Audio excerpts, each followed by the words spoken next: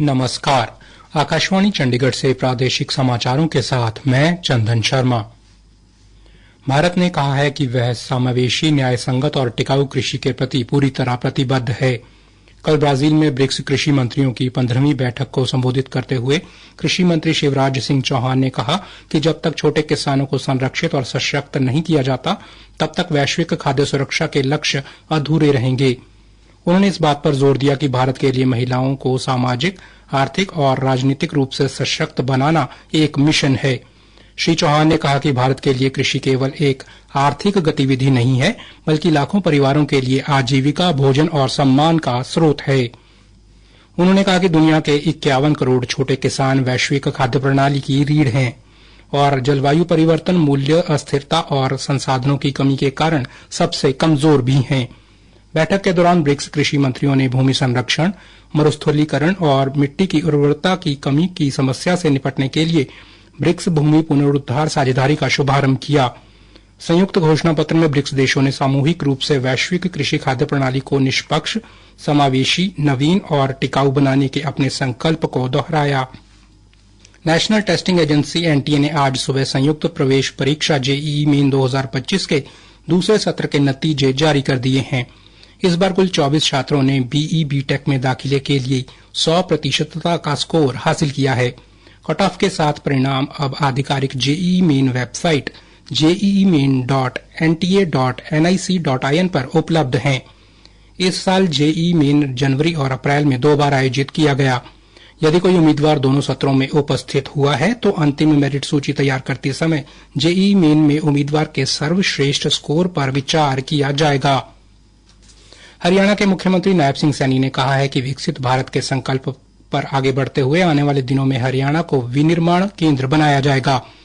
मुख्यमंत्री कल गुरुग्राम के मानेसर स्थित भारतीय कॉरपोरेट मामले संस्थान में उद्योग जगत के प्रतिनिधियों के साथ बजट उपरांत बैठक को संबोधित कर रहे थे। मुख्यमंत्री ने कहा कि इस बार के बजट में उद्योग जगत के प्रतिनिधियों के सुझावों को भी शामिल किया गया है। उन्होंने कहा कि प्रधानमंत्री नरेंद्र मोदी का सपना है कि वर्ष 2047 में भारत विकसित राष्ट्र बने। इसके लिए इस बार के बजट में उद्योग एवं वाणिज्य विभाग के बजट को बढ़ाकर 1848 करोड़ 12 लाख रुपए कर दिया है, जो कि पिछली बार की तुलना में 129% ज्यादा है। उन्होंने कहा कि प्रधानमंत्री के मेक इन इंडिया और आत्मनिर्भर भारत के दृष्टिकोण व मेक इन हरियाणा के उद्देश्य के साथ औद्योगिक नीतियों को केंद्र में रखकर हरियाणा प्रदेश एक विनिर्माण केंद्र बनेगा।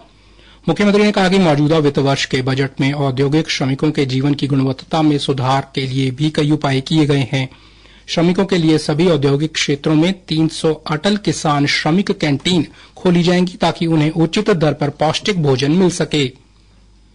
हरियाणा के मुख्यमंत्री नायब सिंह सैनी और स्वास्थ्य एवं परिवार कल्याण मंत्री आरती सिंह राव के नेतृत्व में प्रदेश सरकार ने 3 लाख रुपए से अधिक वार्षिक आय वाले परिवारों के लिए शुरू की गई चिरायु आयुष्मान भारत योजना का विस्तार कर दिया है।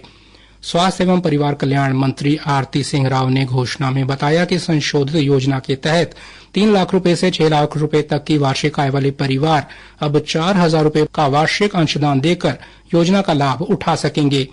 इसी प्रकार 6 लाख रुपए से अधिक आय वाले परिवार 5,000 रुपए का वार्षिक अंशदान देकर इस योजना का लाभ ले सकते हैं। इससे पहले परिवार पहचान पत्र के अनुसार 1,80,000 और 3 लाख रुपए के बीच आय वाले परिवार ही सालाना 1,500 रुपए का योगदान देकर इस योजना का लाभ उठाने के पात्र थे।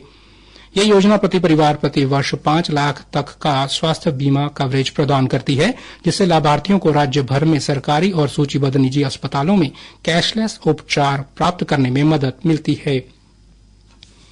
सरकार ने 2,000 रुपए से अधिक के यूपीआई लेन देन पर जीएसटी लगाने की दावेदारी को पूरी तरह से झूठा, भ्रामक और निराधार बताया है।